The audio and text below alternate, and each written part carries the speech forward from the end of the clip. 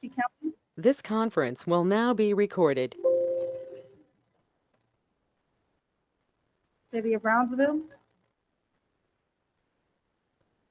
City of Edinburgh, City of Harlingen, City of Westacle, Present. Cameron County, Hidalgo County, City of La Villa, City of Donna, Sullivan City, Present. City of Mercedes, City of Los Fresnos, City of McAllen, City of FAR, City of Raymondville, City of San Benito, City of San Juan,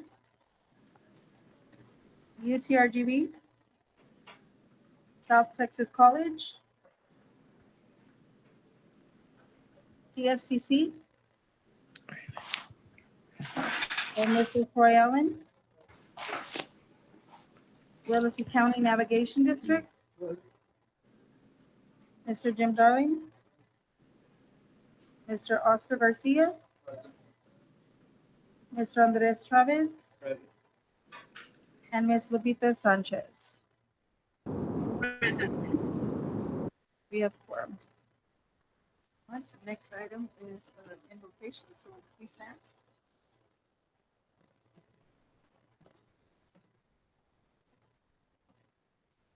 Let us pray. Heavenly Father, we begin this meeting by giving you thanks for the opportunity together here today. Merciful God, you remind us that you are with us in the words and you will never leave us. You are the place that we can find refuge, comfort, and peace. Open our ears so we can hear your voice and our hearts to receive your word. Guide us during our discussions here today as we conduct business that will affect the citizens of the Rio Grande Valley. Give us the target minds to act in the best interest of our college. We pray that this meeting is successful, productive, and blessed. Protect our men and women of the military, bring them home safe, and grant your healing to those families who have lost a loved one. Almighty God, we give you the glory for all you accomplish. In Jesus' name we pray. Amen. Pledge allegiance to the flag, United States of America, and to the republic for which it stands, one nation, under God, indivisible, with liberty and justice for all. Thank you so much. Next item is approval of minutes for February the 25th. Has everyone had an opportunity to read through that? Is there a motion? Motion and a second to approve as presented. All in favor, say aye. All opposed, no. Motion carries unanimously. Next item is public comment. Has anyone signed up?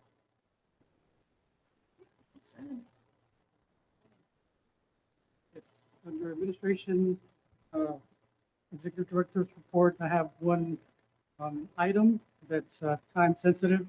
I did provide in advance a letter of support, but just want to give you some context as far as what this is about. Obviously, you already know the letter, but just for the audience and the members here. We first learned about this. Obviously, it's a vital position within our region, EDA region. Mr. Jorge Ayala, which I'm sure all of you know, he's coming up for retirement in April. He was in DC earlier this month when we found out that his retirement on March the 10th, while I was attending the National Association of Development Organizations in DC, Washington, DC. So he brought that topic up and also provided us with an update as far as the current administration's plans on the position. So as far as he's aware, as of that date, there was no plans to hire a replacement or backfill for his position. And so he's obviously was limited on the information he could provide. And so during that meeting in DC. Obviously, there was other council of governments there as well from Texas or from all the 5 or 6 areas that this economic development district covers. And so some took a proactive approach and started reaching out to their federal representatives so they could express the concern. And so obviously some were not aware of this situation. And so, I did reach out to some of our federal representatives. Again, they were unaware. And so we made it a point to make them aware of the situation. And as you know, this position, as far as we're concerned, we are the economic development district for this council of governments. And so not only that, but I think that this position is extremely vital for the entire state of Texas, not to forget the other states that encompass this EDC region.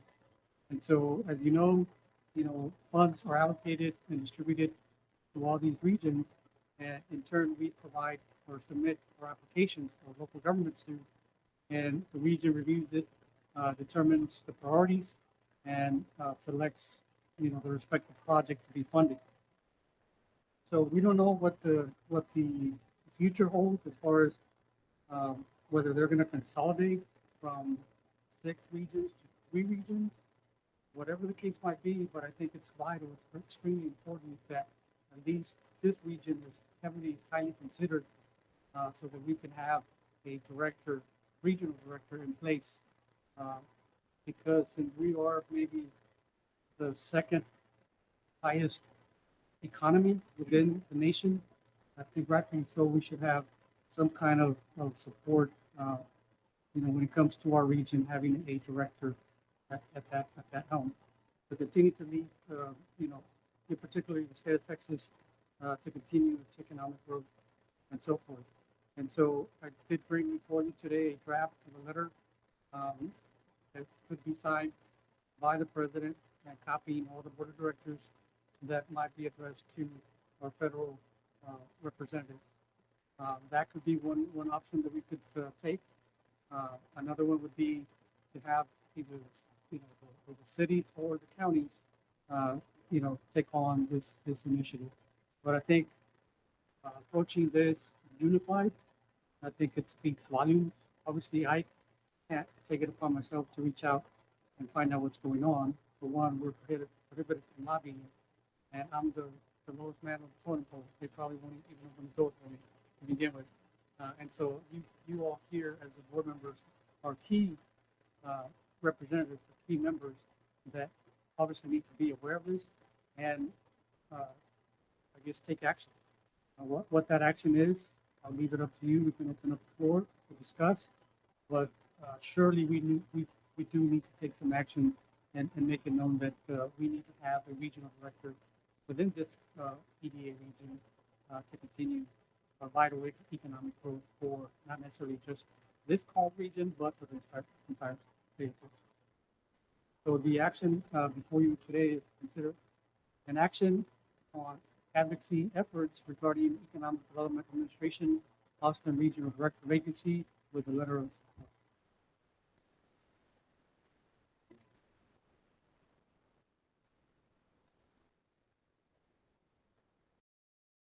Yes. We reached out and not only other EDs from other regions, because obviously they cover a vast territory, but Senator Ted Cruz has been advised, Monica Cruz, and Representative himself. We should reach to Frederick Ray as well, because he now represents the West, actually. Now, he's a senior member of Congress. He can really help out as well. And we have a representative with Ana Flores, Garcia, with the Senator Thornton. So they can be aware. Sometimes they can do a block. And again, the letter that you have before you today, if approved, this is the option that you would like to take. It's already a draft and will be addressed to each of those federal representatives.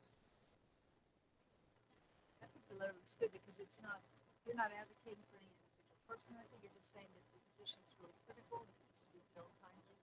And I think that's really important. I know those of us who know Jorge Ayala, he has been extremely helpful in this region with the grants and really has paid more attention than many others have years before. So I think it's really important.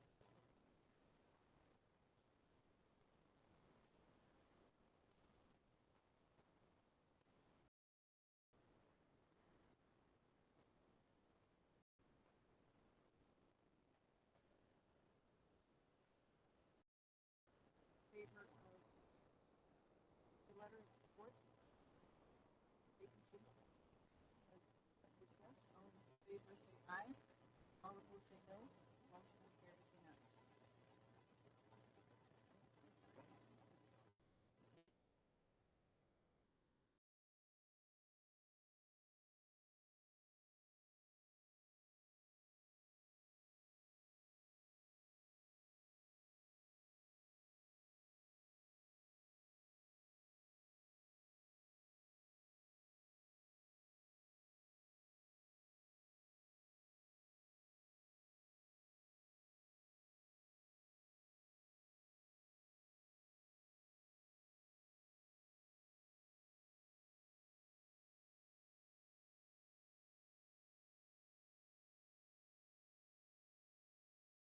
We'll work together and send out for the end of today. Thank you.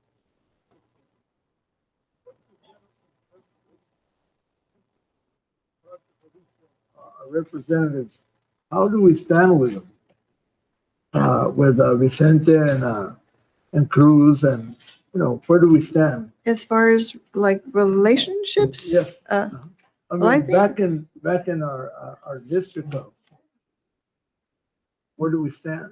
I mean, is it a favorable one with all of this representatives? I know that there's 6 districts, right? yes. But I'm just thinking out loud. Well, I can only speak for myself, and I think that us as a cog have very good relationships, and individually, the city of Mission constantly reaches out to the senator's offices, and I think we have a very good communication and relationship with those in place right now. Of course, there is going to be some change, but I think that personally, I can say that we have a good relationship with them. I don't know if anybody else Yeah, wants pretty to much chime the in. representatives, and I'll talk with the city of McAllen and part of Hidalgo County, which I represent with Commissioner Fuentes as well. The communication with the offices of our representatives is very good. Mhm. Of course, the senators are not here all the time, but the representatives are, and they are very responsive to the needs that we put out, or concerns that we put out. So in our thing, they're good. Vicente, good representation. Monica de la Cruz, good representation. Cornyn, Senator Cruz as well. And now Congressman Cuellar also have a point person here in Hidalgo County to go ahead and address some of the things. Yeah, and on behalf of UTRGV, since we're all over the valley, right, we work with both the federal representatives and we actually even go all the way to Laredo. So we've worked closely with Henry Cuellar over the many years. We work with also De La Cruz and with Gonzalez and with Cornyn's office. Ana is somebody we're in touch with all the time, and the same thing with Josh Rojas over in Cruz's office, and actually. He helped us to keep some funding in place that was tempted to be cut with the Texas Manufacturing Assistance Center. So I feel like the relationships are good there. There's a lot of contact all the time. There was recently a South Texas Days where a lot of people from South Texas went up to DC to go and talk to the representatives, and also, make sure that the needs down here are known. So I think they do listen to us. Absolutely. I agree. Okay, thank you. And not to belabor the conversation too long, but just keep in mind that EDA is one of the programs that, for lack of a better term, is on the administration radar to do away with, even though it was reauthorized last year with funding and increases in funding. And so we don't know what, I mean, for all we know, they could be replacing that individual, but as far as coming from directly from Mr. Ayala, there's no plans right now. And time is of the essence since he's retiring in April. And so if we just remain still, we might lose out on huge, huge benefits.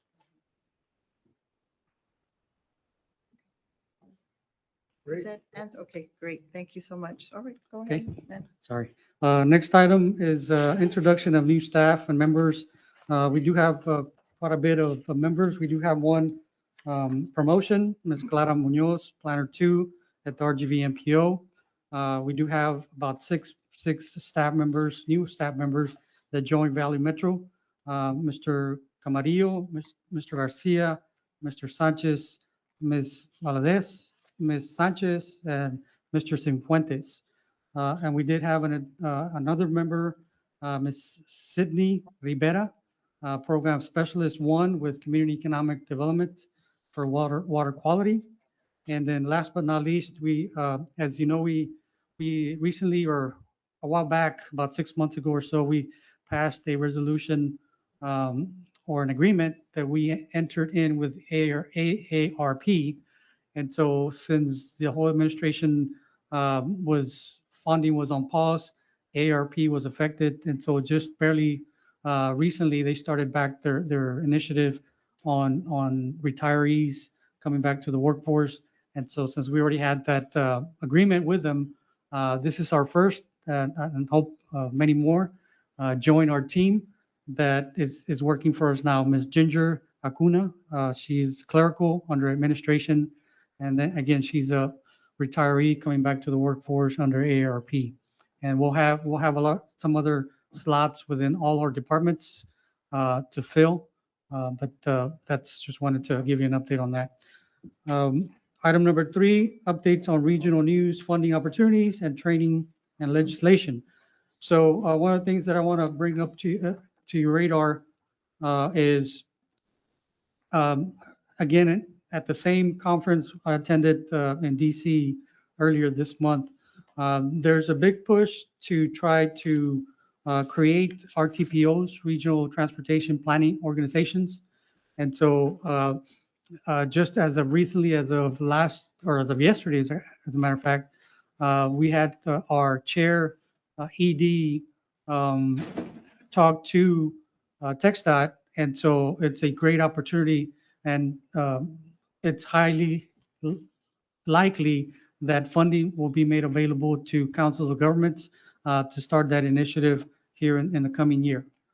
So RTPOs, as you know, we do have a RGV MPO, which takes care of the urbanized areas, but there's nobody that takes care of the urban or the rural part of the counties. And so this is where this RTPO concept comes in, fills in those gaps and identifies priorities for rural areas so that they can apply for funding. And so this is, I think, this goes back to before my time here in this chair, but I think back in 2008, I know there was a resolution passed by this board, signed by the president at the time, that supported the creation of a RTPO. And so just wanted to keep that on your radar. That's coming, hopefully this in the coming year. And so just be ready for that. And the funding is not necessarily similar to the MPO's huge pots of money, right? But it's more for planning purposes to line up the rural areas on identifying those critical projects and prioritizing those projects so they themselves can in turn apply for funding through FTA, TxDOT, whatever the case might be. And surprisingly enough, it's largely supported by the Local and Transportation Coalition. And I did pass out a flyer called the Basic Act. It should be next to you, so you can read up on that. But that coalition is comprised of, obviously, the National Association of Development Organizations, the National Association of Regional Councils, the Association of Metropolitan Planning Organizations, AMPO, and the National Association of Counties, the National League of Cities and the U.S. Conference of Mayors. So it highly comes recommended. So that's coming up pretty soon. The other item that I have was we do have a slide. As a small token of our appreciation, the LRGVDC sponsored and hosted a luncheon for the West Local staff who assisted with the tree planting event. For those of you that weren't here last month, hopefully when you came in, you saw the LRGVDC a little bit greener. The plants are taking, and so some are, especially the trees that are out there in the parking lot, which I kind of didn't think they would, but they did. And largely thanking Javier Dominguez. He spearheaded the grant with the HEB Trees for Texas. And so $5,000 went a long way. And so we did plant all sorts of native plants and trees all along the front of the LRGVDC. So we're hoping, hopefully, be a little bit greener here in the next few years. Hope it goes with money, but we'll take the trees. And I believe that's all I have for my report, Mr. President. Very good, thank you. So we'll move on to public safety, is that correct? No, it's Or are we- item number 5, department reports, There we go. community and economic development, Ms. Sorry. Melissa Rojas. Yes, okay. So, Sorry, Mayor, I have got Melissa. 5 agenda items, Yeah. so I can't let you Yeah. skip me today.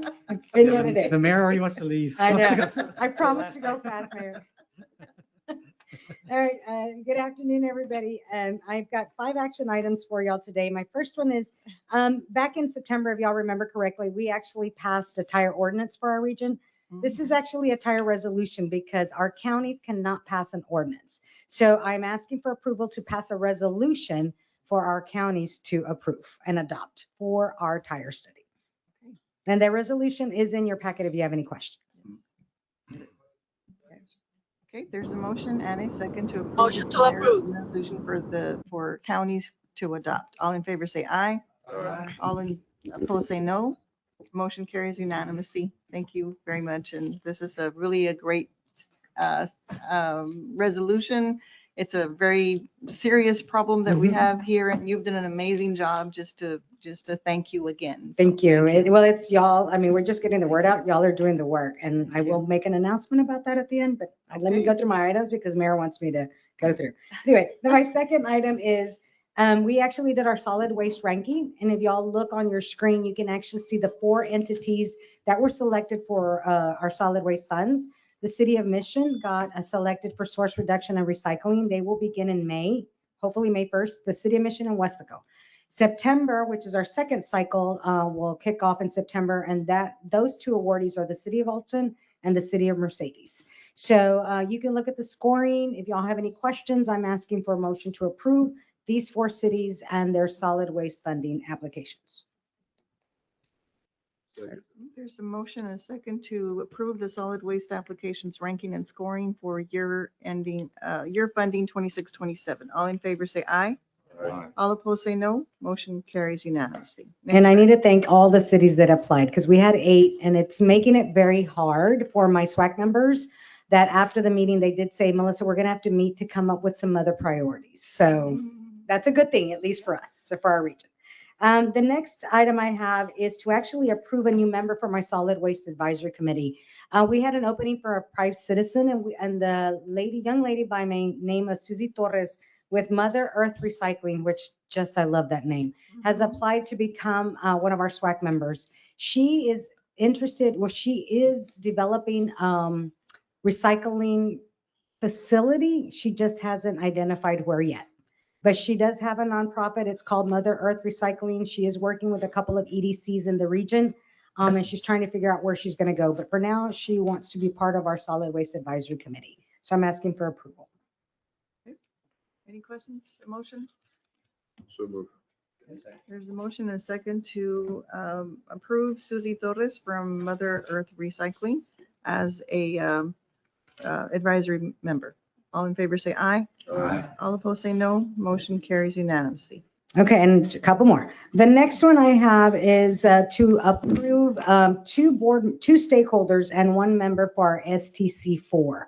I laugh because that day we called it the meeting of the Juans. Because if you look, we've approved two stakeholders, Juan Mendive from Laredo MPO, and then Mr. Juan Rodriguez, who is the direct ED for South Texas Development Council. He's our partner for the Laredo COG. They were approved as stakeholders, and then Mr. Juan Galvan from Valiant Energy was approved as our first member. So again, it was the day of the Juans. So I'm asking if y'all can approve all three members for us for STC4. So move. There's a motion and a second to approve all three Juans as presented. All in favor, say aye. Thank you, Mayor. All opposed, say no. Motion carries unanimously. Yeah. That was a qualification, yes. Yeah, it was a qualification for that meeting. I was gonna say Juanes, but I refrained. The Juanes, I know it was the day of the Juans. And then the final one is April is always Fair Housing Month, and so we're asking for our resolution to proclaim April as National Fair Housing Month. There's a motion and a second to proclaim April as National Housing Month. All in favor, say aye. Aye. All opposed, say no. Motion carries unanimously. Thank you. And on that housing resolution, just FYI, we will be sending them out to your housing authorities. So please, if you want to support them, call them and tell them, hey, the Council of Government approved a resolution for April Fair Housing. How can we help you? Can we support you? Stuff like that. That's what we're asking. Now, a couple of announcements. We are hosting a Texas Water Development Board application workshop, guys. It's going to be online. Get that? Caballero with Texas Water Development Board is going to go page by page by page by page of the Texas Water Development Board application, because she says that a lot of our applicants miss little things. And if they miss the little things, their applications don't even move on to the next one. So she will be doing a workshop on April the 7th at 10 a.m. It's going to be virtual. The virtual link is on our website. If you're interested, send it to your planner, send it to your grant writers, send it to anybody who's interested to work on a Texas Water Development Board application. Couple of announcement. EDA, the Economic Development District, currently has 2 requests for proposals out, grant funds. One is for the supplemental disaster funding is still open. And then, of course, regular public works infrastructure. If you're doing a project regarding any of these funds and you want a letter of support from us regarding your project, please reach out to us. We'd be more than willing to give you a letter of support because it does give your application a little bit of weight. Now, final thing I'm going to say, and I wish I should have called Palmview, but I didn't. I need to congratulate the city of Palmview. They were the first city in our region to adopt the regional tile ordinance. We approved it here on the board September 25th. They got it on their agenda for November 3rd. And it was approved by the board of Palmview on November 3rd. So I will be going to Palmview on April the 7th to present them with a little something because they are the first city in our region to adopt our tire ordinance. And Mayor, Mission came in second. Okay. But currently we have 2 cities, both in Hidalgo County, but Palmview was the first one, and then Mission was our second one. And so thank you both to Palmview and Mission for passing the ordinance, and I encourage everybody else to do so. So, any questions on our report or anything I announced today? Nope. Then thank you very much. Have a good day. Thank you. Edinburgh, step it up. Just Next kidding. item B, Health and Human Services, Ms. Margarita Lopez. Okay. Good afternoon, and once again, thank you for your continued support. Today, I'm going to cover 1 action item, 1 survey, and 2 short announcements. I'll start with those action items. Consideration and action to approve vendor requests to amend contract rates from Texas Visiting Nurse Service Ltd. and Healthcare Unlimited Inc. Texas Visiting Nurse Service Ltd. is requesting to increase their rates for both their respite and homemaker services from $14 an hour to $15.25. And Healthcare Unlimited Inc. is requesting an increase in their rates for both respite and homemaker services from $15 an hour to $17.64. In My monthly report, we did include the letters that they submitted with their request and justification for their request. And we also submitted a list of the other respite and homemaker services providers that we have on the contract so that you can see the rates that they are charging us and that you were able to compare those versus what these two are asking for their increases. So that's what I have for your consideration. If you have any questions regarding those, I'll be more than happy to answer. Any questions, discussion? When was the last increase? It happens once a year. The way this works on their application, they have a clause that states clearly they can only request one time an increase or any changes or amendments. According to the application, this happens in February and is presented in March. And if you approve it, it takes effect in April. These individuals did not request an increase last year. When they submitted their application in July of 2025, that's when they got appointed or they received their contract under the rates that they currently have. So they're only able to request an increase once a year following their application. Because it looks like the 15 to 1764 is $2.64 and the other one's $1.25. So you have double the amount increase from one to the other. Did we get any kind of why? Or? Yes, we did. And so on the letters, they explain one is because they do receive other funding from HHS for these provider services. Last year, in 2025, we had more requests coming in because the rates that they're required to pay their employees was increased. So one of them is currently, let me fall back to my letters. One of them is currently underpaying their employees, and they need the increase in order to match or meet the required pay by HHS for these respite providers. So that's one of the requests. That one is Texas Visiting Nurse Services. They are paying $13 an hour. The mandated average is $13 an hour and they're paying 12. So they were requesting to increase in order to be able to meet the required pay and also to have some money for their administration. The other one is requesting for the same reasons. You will see that there is a big difference and that goes back to their strategies. One charges less because our participants, they get a list of who are the providers and how many hours will they get if they go with those providers, but they do not get how much the provider is charging per hour. So some of our providers stick with a lower rate.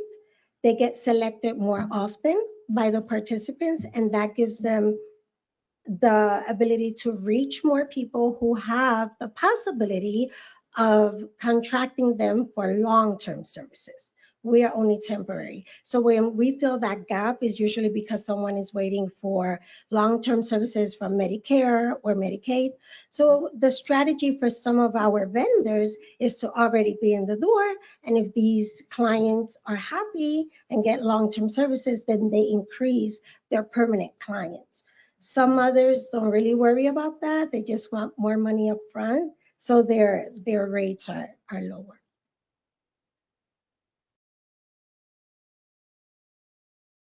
I just have one question. You're comfortable with the increase of the rates?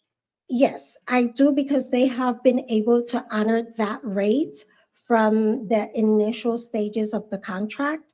They never stopped providing services, although they were in that crunch, where they were underpaying and they were having their issues. They still went ahead and provided services.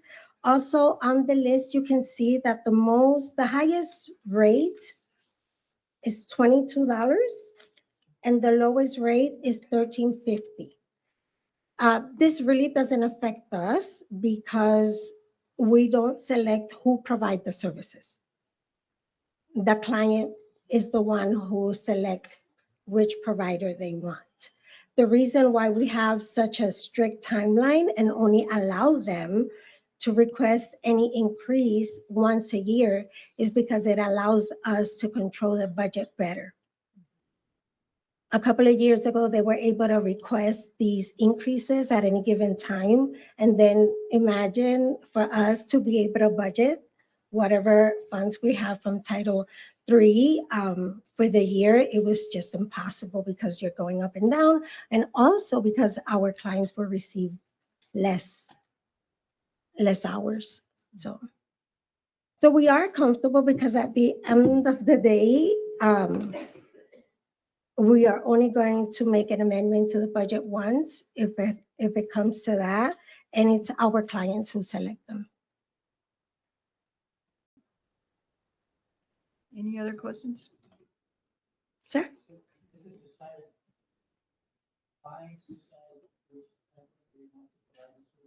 Mhm.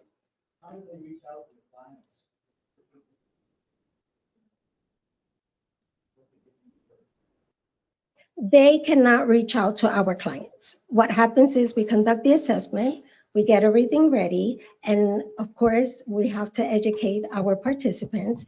And the participant is the one who says, this is who I'm going to go with. And then our case managers are the ones that make those contacts. We do not disclose to the client how much we pay the entity per hour, because in some cases, they're able to get someone who's already providing care to be the care provider. And when that happens, they assume that they're going to get paid what the agency is getting paid from us. So we don't show them how much we pay the agency. We just show them how many hours of service they will get through the agency paid by us.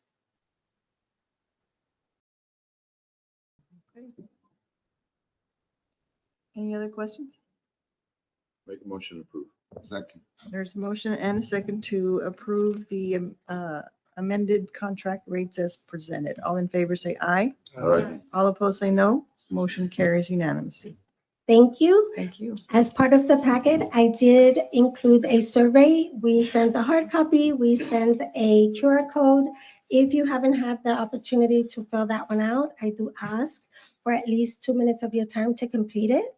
That survey is going to provide us information needed for our area plan.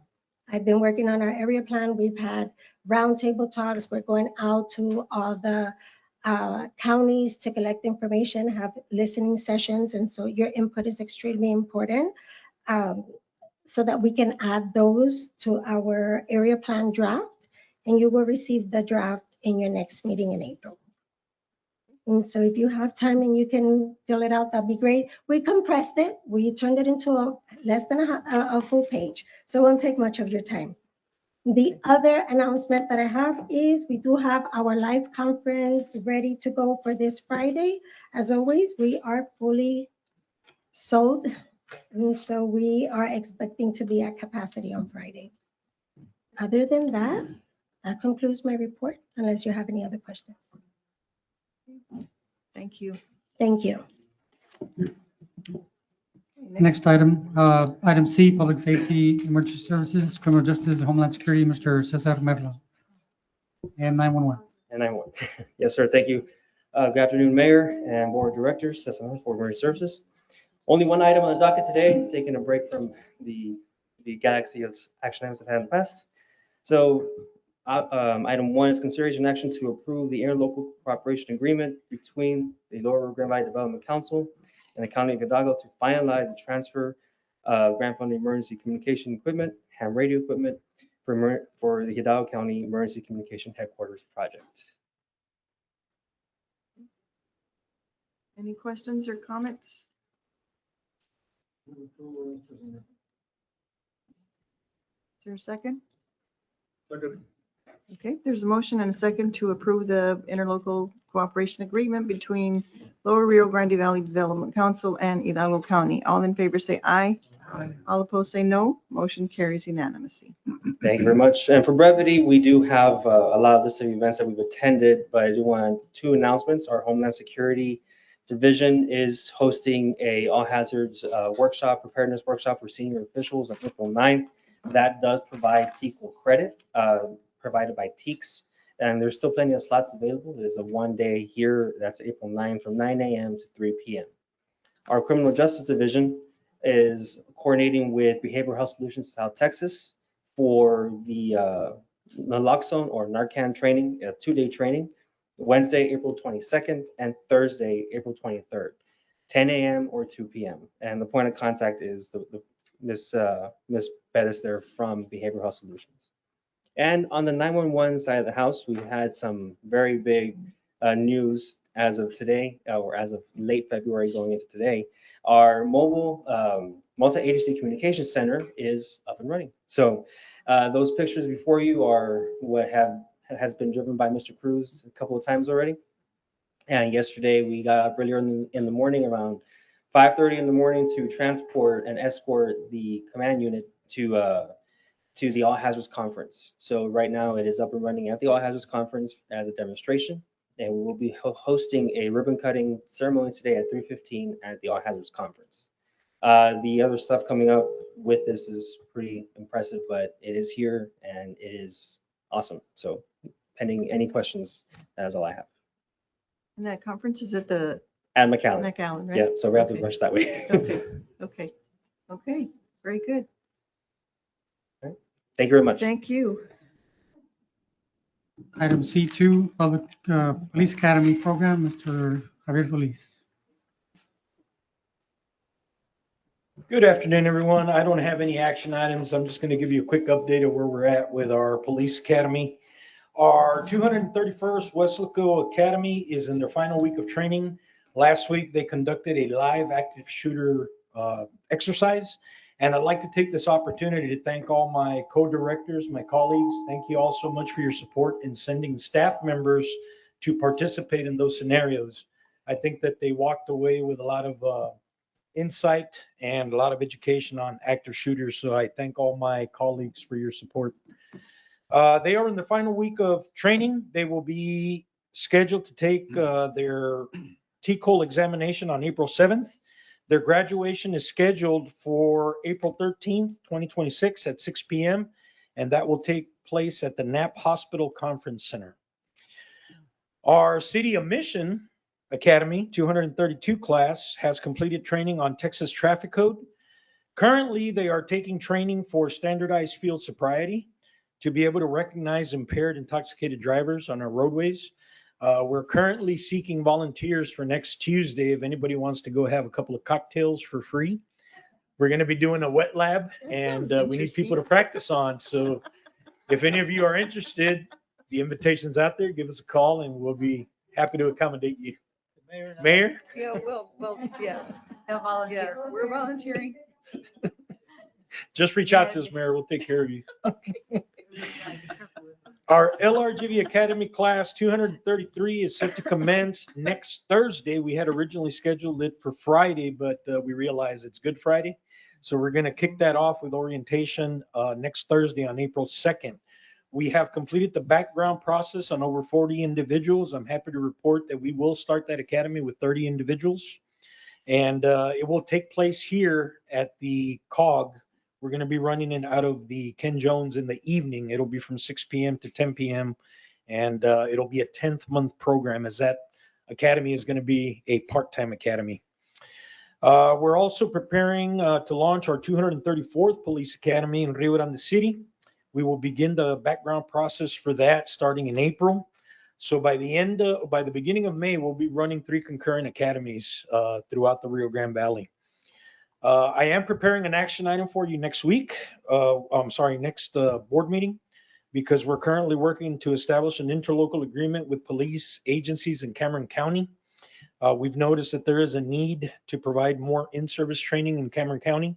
So we're working with our partners to establish an interlocal agreement. Hopefully we're able to bring that before you next month at our next meeting. For my current monthly report, we did have a total of 3 in-service courses. We trained a total of 26 officers. We instructed 48 hours of class time for a total amount of 376 contact hours.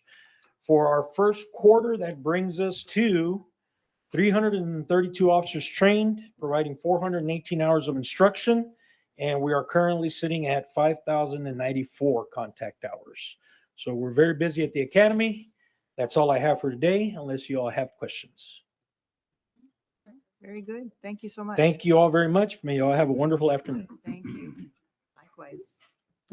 So before I move on to transportation, just falls under public safety, under Homeland Security. Just making aware, I think I provided this up last month, but the 2026 SHSP or State Homeland Security Grant Program applications have been submitted. We're just waiting for the state to release them.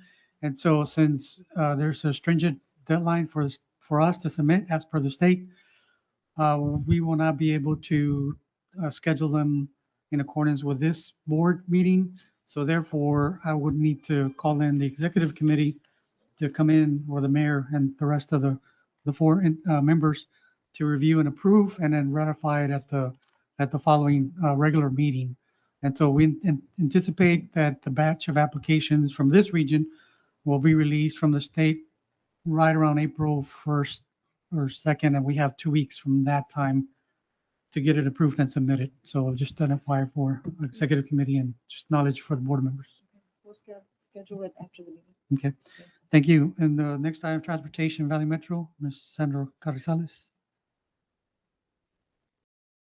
Good afternoon. I don't have anything as exciting as 911, but I do have an increase in ridership of 18%. So in the case that you do take up his advice to head out, we can definitely provide a ride home as long as you are accordingly functional. I don't have any action items, but I do have a few updates. So we continue to meet with the RTAP every other month for regional coordination efforts for updates, as well as our 5-year regional public transportation coordination plan. They provided 2 tasks that were completed. One of them was a stakeholder engagement plan, and that one is basically how KFH will conduct research or the outreach using surveys, focus groups, and interviews. And then the second one was the communication plan and how they will be communicating any updates to us, and that will be through regular check-ins. We'll also review progress using our project tracking system, and then also as well as providing updates to the RTAP group. Lastly, we did have some planning outreach. Our planning team has been very effective this past month. They have been up and down the valley, from participating with PSJA, the Laguna Vista Madre Vet Fest, as well as the STC Disaster Ready Expo. And we don't have any action items this month, but next month we will be back with a galaxy of items as indicated. So, okay, very good. Thank you. Thank you so much. Thank you. The next department is Rio Grande Valley MPO. Mr. Medina's out of town, so we have Ms. Claudia Salinas presenting the next 2 items. Thank you, Madam Chair. My name is Claudia Salinas, Project Manager for the Rio Grande Valley MPO. With me today is Rudy Zamora, Transportation Manager. I am presenting 2 interlocal agreements with the Texas A&M Transportation Institute for your consideration. I'll briefly walk the board through both items. If you can go ahead and the slide, please. Thank you. Both items are included in the Unified Planning Work Program, or UPWP, which is our federally required 2-year transportation planning program. The UPWP includes 5 major task areas. Task 1, administration and management. Task 2, data development and maintenance. 3, short-range planning. 4, metropolitan transportation plan. And 5, special studies. The UPWP was approved by the Policy Board on July 21st, 2025, and received federal approval on September 17th, 2025. The first action item is Subtask 5.1, International Border Crossing System-Wide Analysis, in the amount of $559,281. The study will analyze passenger and freight activity across all international border crossings, evaluate system performance, test scenarios, and assess regional economic impacts. The second action item is subtask 5.4, Regional Transit Authority Feasibility Study in the amount of $328,327. This study will evaluate the feasibility of establishing a regional transit authority, including transmode options and regional integration. The staff recommends approval for both items as presented, and I'm happy to answer any questions. Any technical questions will be answered by Rudy Zamora. Thank you. Are there any And- questions or comments? Yes, before the board takes action, just want to be fully transparent. For these items, obviously it's MPO. MPO has its own board, right? So why are they bringing it here before this board, right? So just wanted to clarify that. So in the past, the MPO typically would not have projects such as these, or if they would, it would be minimal. And so since we are the physical agent of the MPO, and basically we pay the vendor, that's why they come before this board for full transparency and to get approval. Now, I will recommend that with your action, your formal action that you take today is to make it contingent upon RGV review and approval, or RGV MPO Policy Board review and approval. And the reason I bring that up is because, like Ms. Salinas mentioned, that the UPWP was approved with the amounts. The individual vendor, or in this case, TTI, is not part of that approval process. And so, for us not to delay the process, we brought it before this board. And then again, the formal action that I recommend is for you to approve with recommendation contingent upon RGV MPO Policy Board review and approval. And they meet this coming month on the 18th. April 15th, 2026, we'll be meeting here at the Ken Jones Conference Room. What are we approving? You're approving the interlocal agreement between the RGV MPO, LRGVDC, and TTI, Texas Transportation Institute. The fiscal agent. Yes, correct. we pay the bill, so we bring it before this board for approval. Approve us acting as a fiscal agent for those agreements, but I don't feel qualified to approve those agreements. Well, this comes about because in 2022, 23, that was a discrepancy in one of the audits that was conducted by FTA. And so they questioned why this board did not approve the MPO's projects. Since we're their physical agent, we should be mindful of that and approve those projects. Not that we're not gonna approve, because obviously they go through their tag, through their policy board. And so this is just for transparency, for blessing of this board to proceed forward.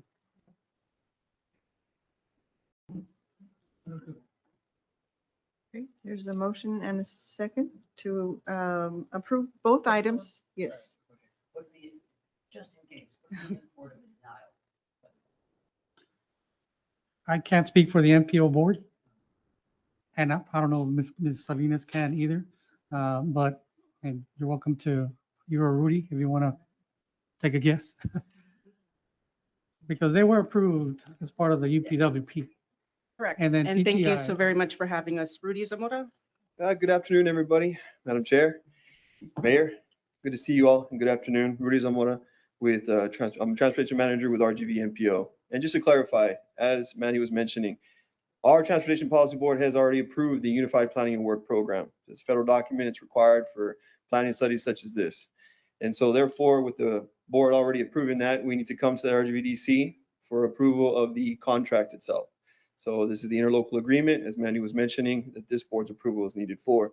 If for any reason this board decides not to approve the interlocal agreement, we go back to the policy board and report that information to them. It's ultimately up to the policy board where to take things from that place. But as mentioned, they've already approved the federal funding in the UPWP as the policy board does. So in that case, we just simply report back to them.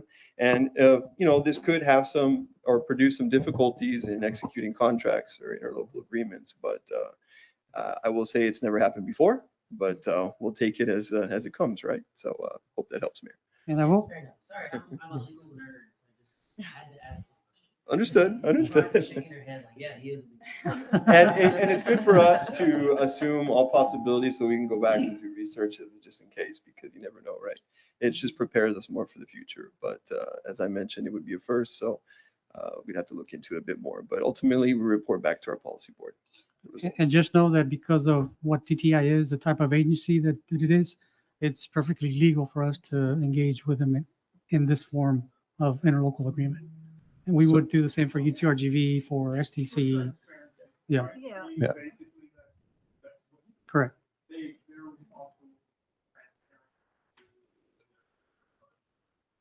Yes. And just to add, if I may, Madam Chair, is the ultimate agreement itself, once that is signed, it also has to go back to the policy board for final approval so that we approve those exact dollar amounts.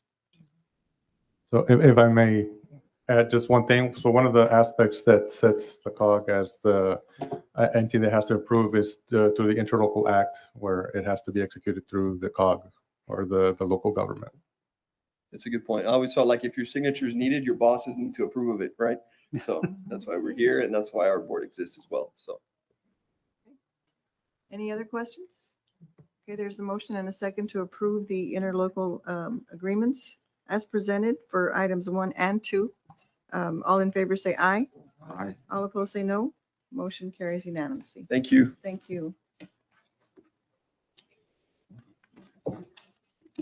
Okay, no status reports. Move on to item number 6, new unfinished business. Anything there? Not on behalf of us. Any? All right, next item is adjournment. So this meeting is adjourned at 12:58. Thank you. Have a good afternoon, everyone. Thank you. Thank you.